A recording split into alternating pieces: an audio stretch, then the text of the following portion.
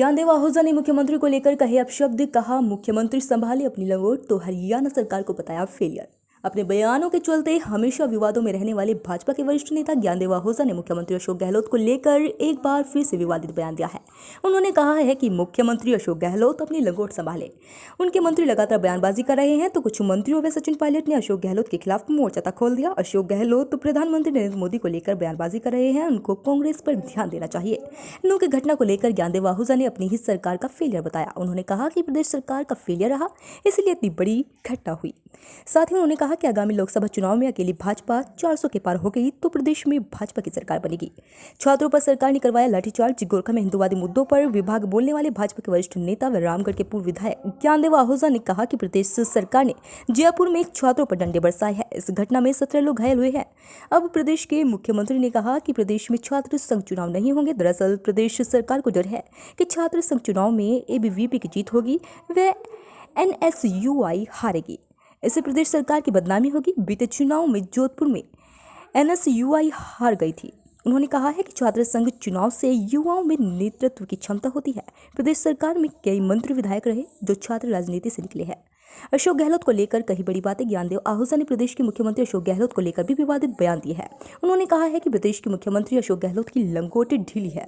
उनके विधायक मंत्री अपनी ही सरकार के खिलाफ विवादित बयान देते हैं। भरत सिंह व सचिन पायलट सहित तमाम नेता मुख्यमंत्री अशोक गहलोत के खिलाफ धरना दे चुके हैं। प्रदेश में उन नेताओं को प्रभारी बनाया जाता है जो अपने क्षेत्र में पूरी तरह से फैल रहे हैं, फिर चाहे अजय माकन हो या फिर हाल ही के प्रभारी हो। इनका पंजाब में कोई वजूद नहीं है और राजस्थान में इनको प्रभारी बनाया गया। अजय माकन दिल्ली में हार गए और राजस्थान में उनका प्रभारी बनाया गया। अशोक गहलोत ने उनकी बेइज्जती, उनको प्रदेश से भेजो।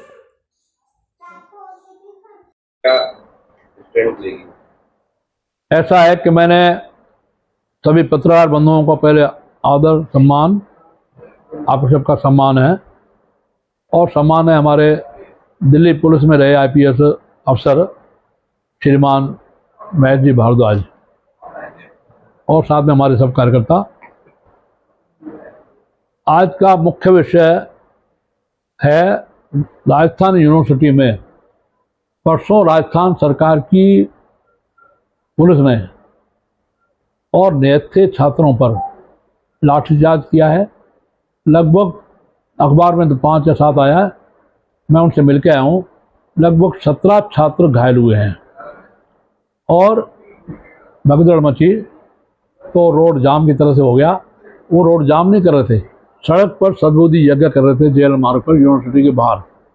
और सद्बुद्धि यज्ञ इसलिए कर रहे थे कि राजस्थान में इस बार राजस्थान सरकार 400 सरकारी कॉलेज, 500 प्राइवेट और लगभग 40 यूनिवर्सिटीज़ इसमें चुनाव नहीं, छात्र संघ का चुनाव नहीं होने दे रही। अब क्यों नहीं होने दे रही वो तो सरकार जाने, लेकिन मुख्य आरोप जो छात्र नेताओं का है और मैं भी ये कह रहा हूँ क्योंकि पिछली बार जो चुनाव हुआ तो कांग्रेस की जो छात्र संगठन है एनएसयूआई वो जोधपुर और बीकानेर जिलों में और यूनिवर्सिटी में हार गई। खुद केंद्र जोधपुर माननीय श्रीमान अशोक गहलोत साहब का है।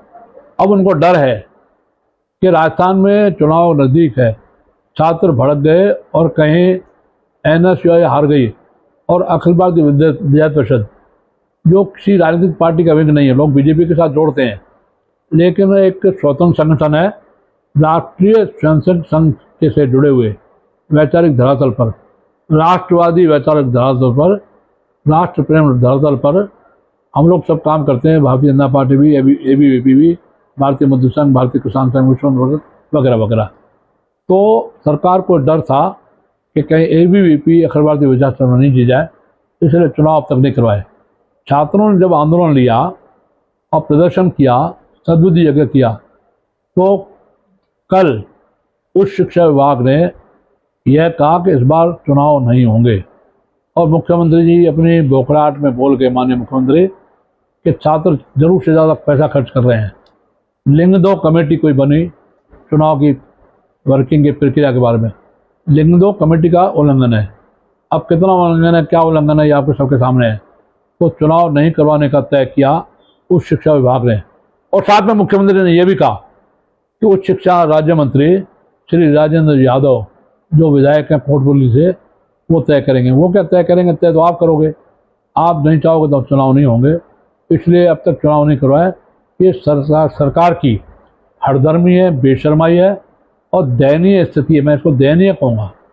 और विभत्स स्थिति है कि छात्र संघ चुनाव होता है तो छात्र पहली सीढ़ी है राजनीतिक और सार्वजनिक, धार्मिक और सामाजिक नेतृत्व करने का। जो कॉलेज में, विश्वविद्यालयों में अध्यक्ष चुने जाते हैं वो सामाजिक, धार्मिक या राजनीतिक या इस तरह का नेतृत्व करते हैं।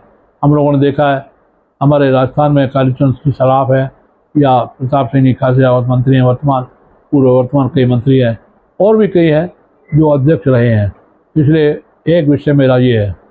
दूसरा, आजकल माननीय मुख्यमंत्री श्रीमान अशोक गहलोत अपने खुद की कांग्रेस की फूट नहीं देख रहे, खुद का लंगोट ढीला है।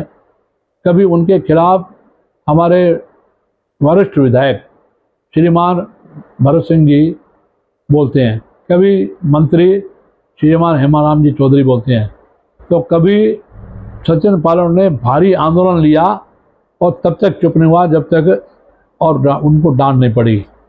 एक सोलंकी साहब विधायक है, और भी कई विधायक, प्रताप सिंह जी खाचरियावास को, पूर्व मंत्री स्वास्थ्य श्री रघु शर्मा जी को और एक दो तीन लोगों को डांट दी परसों माननीय मुख्यमंत्री जी ने कि आप शांति बिगाड़ते हैं। माने बौखला रहे हैं, कांग्रेस में फूट है, फूट की लूट है।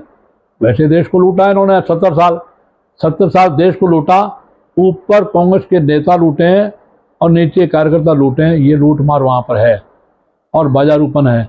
अब माननीय मुख्यमंत्री जी ने आरोप लगाया माननीय श्री नरेंद्र मोदी जी पर कि बीजेपी में बगावत है और बीजेपी के नेता अब धीरे धीरे मोदी जी के खिलाफ हो गए हैं।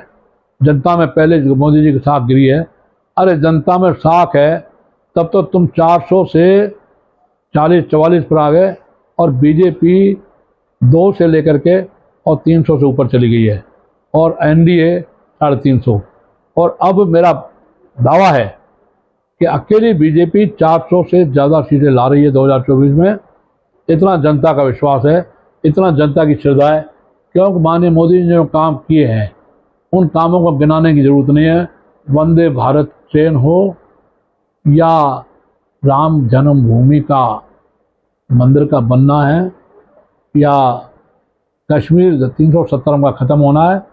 जो चैलेंज करते थे कि 370 खत्म हुआ, खून की नदियाँ बह जाएगी, कहाँ है वो श्रीमती महबूबा खान, कहाँ है वो श्रीमान फारूक अब्दुल्ला, कहाँ है वो माननीय शेख अब्दुल्ला।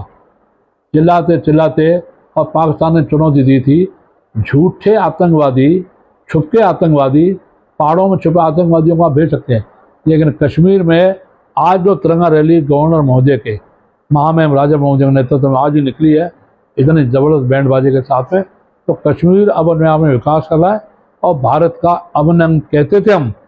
कांग्रेस के लोग कहते थे, बीजेपी के लोग कहते थे, सपा बसपा वाले कहते थे, जनता द्वारा, लेकिन वास्तव में अभिन्न अंग अब हुआ जब 370 खत्म हुआ और बड़ा 3 तलाक, मुस्लिम महिलाओं को आराम, 4-4 6-6 पत्नियाँ रखने का एक एक मुसलमान का, और कुरान के कहने से, शरीयत के कहने से, पर्सनल लॉ के कहने से, और चिल्लाए खूब सारे मुस्लिम नेता, राजनीतिक नेता, लेकिन 300 तलाक खत्म। और लोगों को मिले अपने मकान, लोगों को मिले गैस सिलेंडर, लोगों को मिली मुफ्त में बिजली। और तो और यूएनओ की रिपोर्ट जो 1 महीना पहले आई, आप पत्रकार सब जानते हैं कि 41.5 गरीबी दूर हुई है। कांग्रेस शासन में माननीय पंडित जवाहरलाल नेहरू स्वर्गीय हो गए, वो कहते थे गरीबी हटाओ, नहीं हटी। इंदिरा जी ने 69 का 71 का चुनाव कांग्रेस में फूट डाल के सिंडिकेट करके, आप नए पत्रकारों ने सुना होगा, और सिंडिकेट को अलग करके इंडिकेट बनाया इंदिरा कांग्रेस, और उस समय नारा दिया, मैं कहती हूँ गरीबी हटाओ और ये विपक्षी कहते हैं इंदिरा हटाओ। तो जनता ने इंदिरा को भारी बहुमत दे दिया। श्रीमती इंदिरा गांधी ने गरीबी हटाओ, नहीं हटी। और श्रीमान राजीव गांधी आए, खुद राजीव गांधी जो श्रीमान राहुल गांधी के पिताश्री हैं, प्रधानमंत्री रहे, उन्होंने अपने भाषण में एक जगह कहा, मैं 1 रुपया भेजता हूँ और जनता को 15 पैसे पहुँचते हैं, बीच में 85% पैसा 85 पैसा बोर हो जाता है। लेकिन माननीय मोदी जी ने जनधन खाते के तहत लगभग 88% लोगों के जनधन खाते खुल गए देश में, इससे भी ज़्यादा खुल गए और सीधा पैसा उनकी जेब में जाता है, महिलाओं की जेब में जाता है। जहाँ महिला प्रधान है, जहाँ पुरुष प्रधान है, वहाँ पुरुष की जेब में आ जाता है। ऐसी बहुत सारी स्कीम, ऐसी बहुत सारी योजनाएं जो माननीय मोदी जी लगी, मैंने संक्षेप में बताया। तो उन मोदी जी पर आरोप लगा रहे हैं श्रीमान गहलोत अपने लंगोट समझ नहीं रहा, अपना लंगोट समझ रहा। भैंस सारी काली, गाय की सिर्फ पूंछ का भी आखिरी हिस्सा काला, और कह रही है गाय तेरी पूंछ काली और भैंस सारी काली। अपना कालापन, अपना झूठ लुटेरापन नजर नहीं आ रहा कांग्रेस के नेताओं को। वहां से आए एक प्रभारी श्रीमान बाजवा साहब पंजाब से। पंजाब में कभी आपने नाम नहीं सुना होगा, यहाँ बड़ी बड़ी डींग मारते हैं, बड़ी बड़ी बातें फेंकते हैं और बीजेपी में से और माननीय मोदी जी में से कमियां निकालते हैं। राजस्थान में प्रभारी सब ऐसे लगा गए जिनका अपने प्रांत में कोई असर नहीं। पहले लगाया गया अविनाश पांडे, श्रीमान अविनाश पांडे, श्रीमान विवेक बंसल यूपी से, बाद में श्रीमान अजय माकन 2 बार आप पार्टी से दिल्ली में हार गए, वो राजस्थान के प्रभारी बन गए। और राष्ट्रीय अध्यक्ष को और अजय माकन साहब को बेइज्जत करके गहलोत साहब ने भेजा। अनुशासनहीनता की कार्रवाई हुई 3 लोगों पर, मंत्री श्रीमान चांद धारीवाल, श्रीमान डॉक्टर महेश जोशी और पर्यटन निगम अध्यक्ष श्रीमान राठौड़ साहब। ऐसी अनुशासनहीन पार्टी वो दूसरों को अनुशासन का पाठ पढ़ा रही है। ये शर्म आनी चाहिए, शर्म आनी चाहिए। अपनी दयनीय स्थिति को संभालो गहलोत साहब अपने लंगोट को संभालो। आप लोग तो हमाम में नंगे होते हैं, आप सड़क पर नंगे हैं। कितनी योजनाएं बनाओ, कितनी रेवड़ियां बांटो, कितना पतासे बांटो, कितना गुड़ बांटो, और आप कितना पतासे गुड़ के साथ शहद और मिश्री बांटो। आप चाहे मोबाइल मुफ्त में बांटो, चाहे आप पट्टे बांटो, चाहे पेंशन बांटो। कांग्रेस का मैं भविष्यवाणी करता हूँ वो सही निकलता है। 17 से 22 सीटें आएंगी विधानसभा में, और लोकसभा में शायद 2 अंक भी पूरे न हो, और 2 अंकों में 20-22 सीटें आएंगी। मेरी घोषणा है। तीसरा विषय आज का